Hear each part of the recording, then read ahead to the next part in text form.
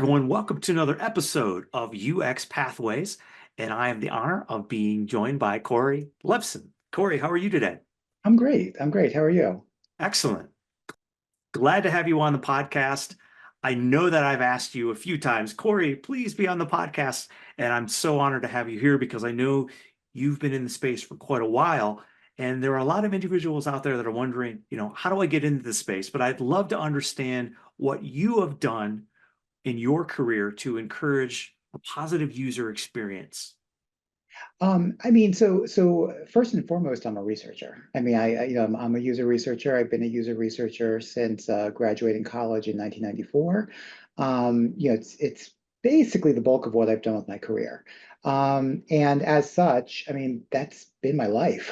Really, is to leverage research to also really create that positive user experience by getting people, getting product owners, getting developers, getting UX designers to really understand who they're designing for. And that's kind of really been the focus.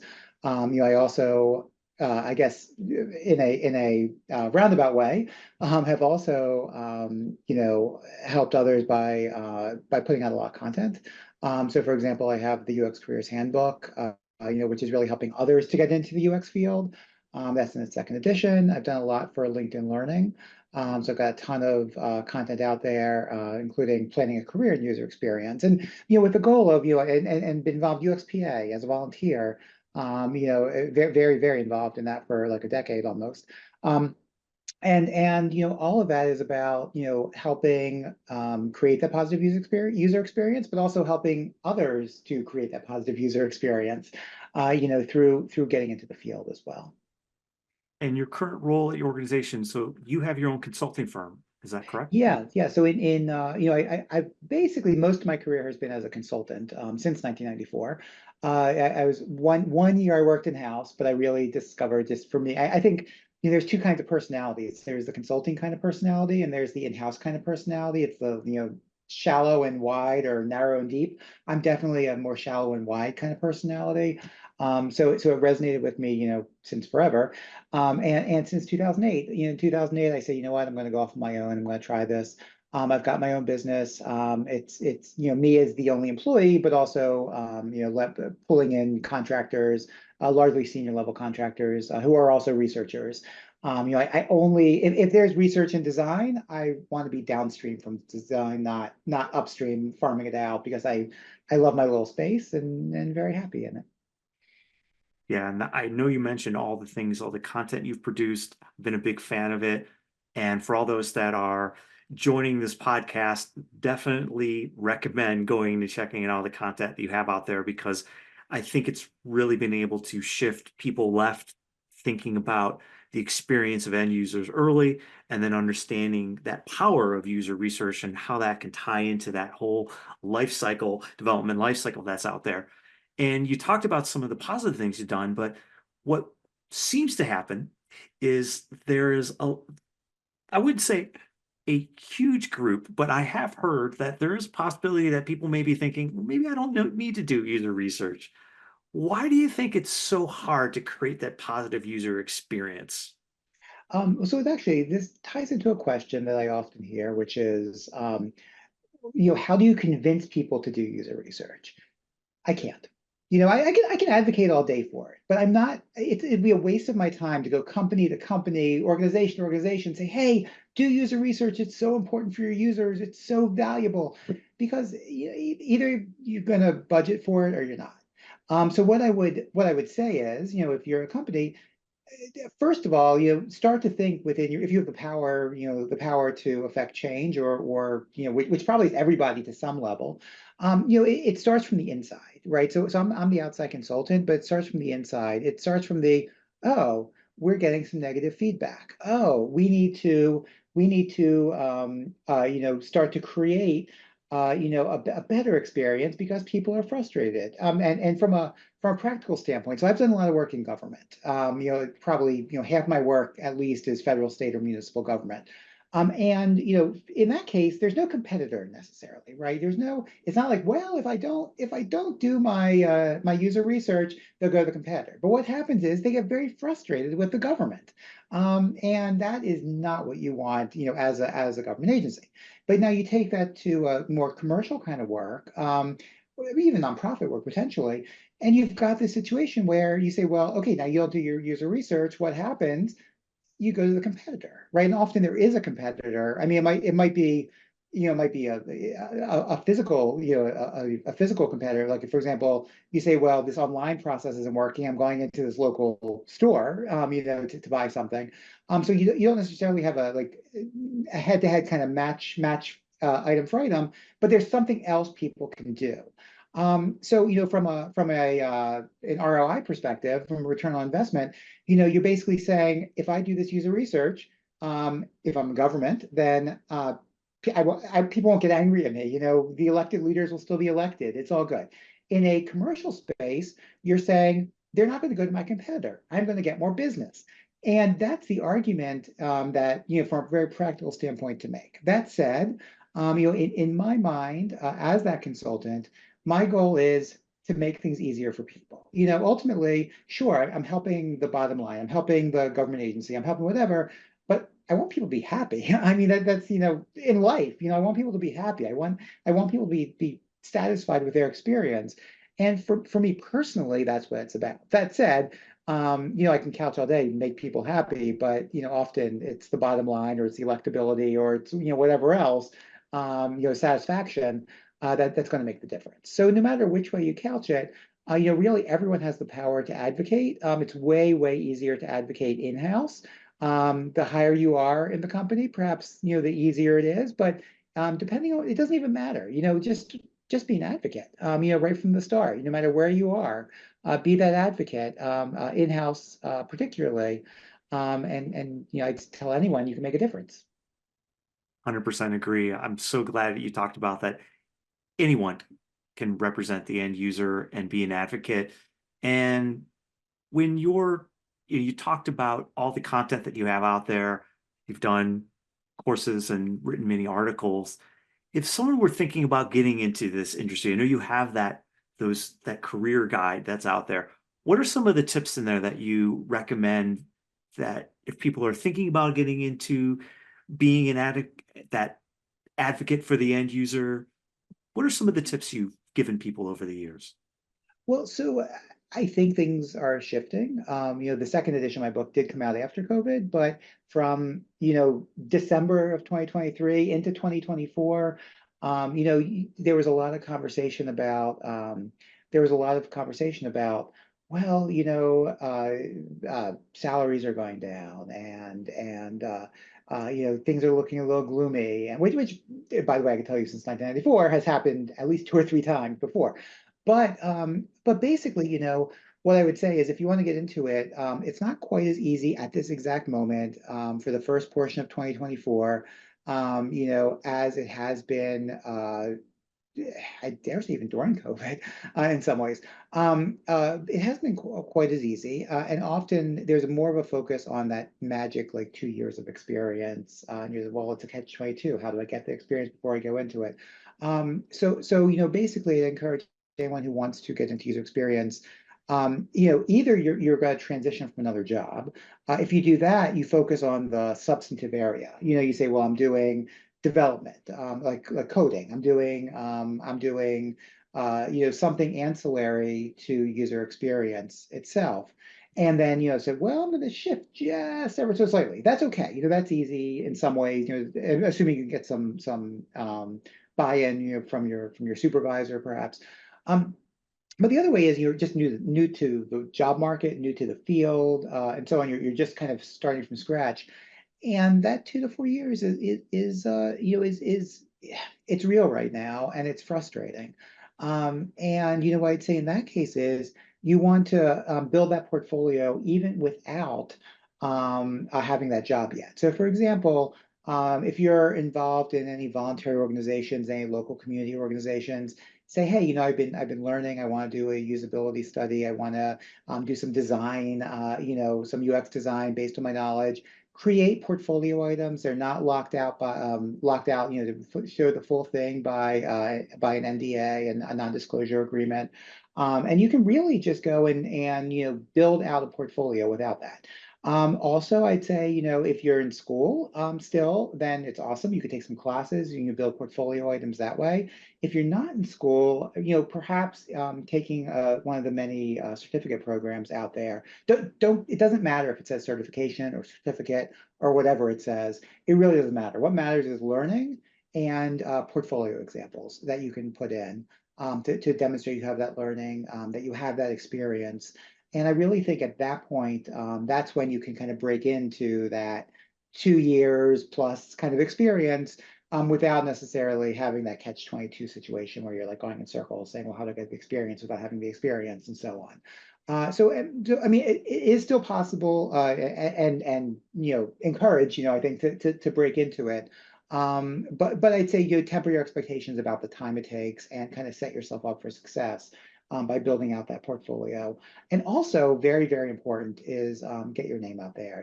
My general approach to freelancing is to kind of be visible in the UX community.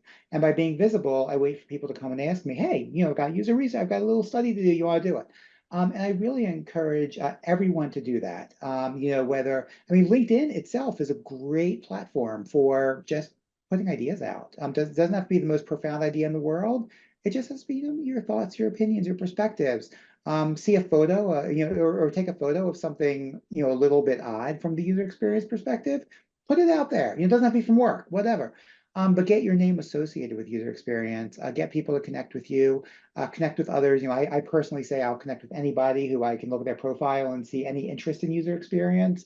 And others will too as well. But connect with others, build out your network, in whatever social media platforms you use. Go to UX events. And I wish that they would happen more frequently. They used to pre-COVID, they happened very frequently. When COVID started, they all kind of went virtual and they were still going strong. And then towards the end of COVID, of like the kind of COVID lockdown period, they all just started going, ooh, and what happened to them?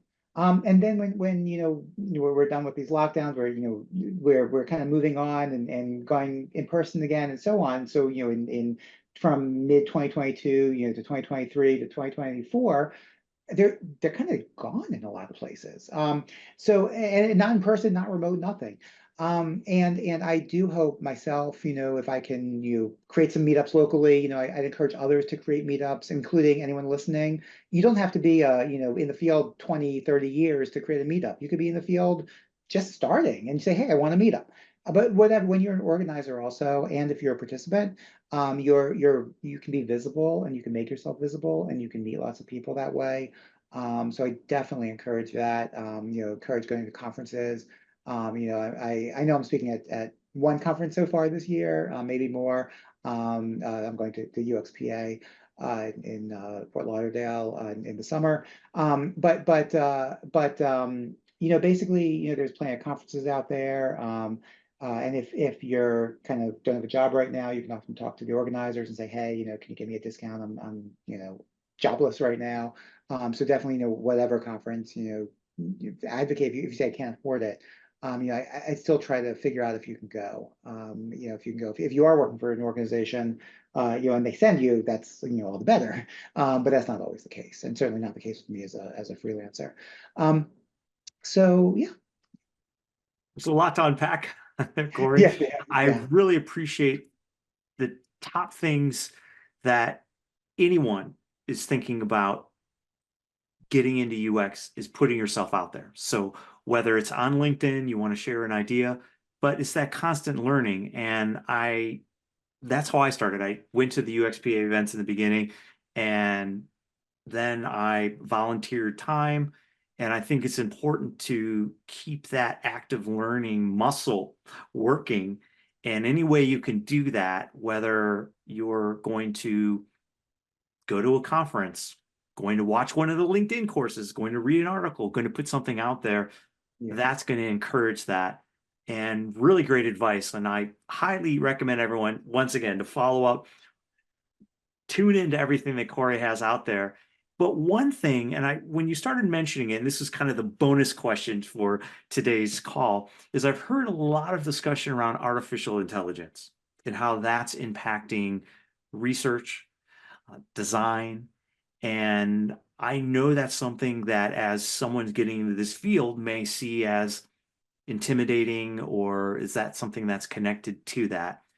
Have you seen anything that you've heard or philosophy around what's the best way to think about artificial intelligence when it comes to user experience? Yeah, so first of all, I'd say, you know, there's a lot of worry. Will AI take over our jobs? The thing about UX is that it's very much involves understanding people at a very deep level. And also, it's not routine in any way, shape, or form, which makes it fun. It's not routine, so it's fun, but it's also not routine. The less routine, it doesn't mean AI won't eventually take over every job out there, but certainly, for the time being, it's probably one of the safer jobs in that it does have that lack of routine and it truly has a deep understanding of people. And by the way, if someone ever says, "Oh, we have synthetic users that can do your usability study for you," that is no better than a heuristic review, which is a valid way to look at something against best practices. But it's that deep understanding of users that affects design, that affects research, and kind of makes that difference. So in that sense, I would say AI is not a risk as yet. Is it a tool? I would say maybe in little doses. There are certainly a number of platforms out there where you can download a transcript from a interviews and it will parse the key points and so on. I've played with them a little. I actually got like free trials on 4 or 5 different platforms. They helped a little. They definitely did. They did not do my job for me in any way, shape, or form. Also, but when I did, I had to, ask my clients, "Hey, can I use this platform? Is it okay?" And so on. Which sometimes I wouldn't be comfortable, doing with all clients at this point. It's not every client is comfortable with that. And that's in-house too as well. Not every organization is comfortable. So, assess comfort, assess legality, assess, will my stuff be part of a learning model and so on. That said, I would encourage everybody to, to the extent that you can, and even if you're and just yourself, try it. Certainly, I've subscribed to ChatGPT, with the GPT-4, which is actually now, also available GPT-4 through Microsoft as well. But whether it's Microsoft or Google or really any AI provider out there, just experiment with the conversation itself. Experiment with parsing data. Experiment with ideas, with creativity, and see where it gets you. And what I'll say is, it probably will get you a little bit and not a lot in 2024. It's not bad. And so you've got the tools out there, and you have kind of just the conversations, the tool, like it's not specific to UX or design or anything like that. Um, and you've got those conversations. Get comfortable with the conversations. Get comfortable with phrasing queries. Get comfortable with a question and answer, and a follow-up question kind of response. And just kind of see where it takes you, because that's where we are right now. We're not in oh, it's going to solve all my problems, but we are in oh, it's fun, and oh, I've got this non-confidential, repetitive task that I just need to do, or I need to compose something creative, and let's see where it gets me, and then I'll go edit it or whatever, and that'll be a fun exercise to try. So experiment, but don't think it's gonna either make your job super easy or take away your job at this point in time. Great advice, Corey. Appreciate all those little tidbits. I think everyone's going to jump out there and definitely embrace that, as you said. So, how can more people find out more about Corey and everything that you're doing? Where's the best place to go, or is it multiple places? So LinkedIn is the best place. I mean, definitely anyone who's listening can feel free to connect with me. Tell me you heard me here. It doesn't even matter then if UX is on your LinkedIn profile. I just need to know that you're interested in UX. That's what I care about. And I'm happy to connect. But number two, I've got my business website, lebsontech.com. I've got my book website, UX Careers Handbook .com. And yeah, and I still have a presence on Twitter. I haven't actually tweeted for some time since that got a little messy. Yeah, feel free to connect with me in any way, shape, or form. Yeah, I'm definitely happy to meet you all. Awesome. Well, thank you for being on the podcast. Thanks for all the advice and insights that you shared today. Great. Well, thank you so much. It's great to be here.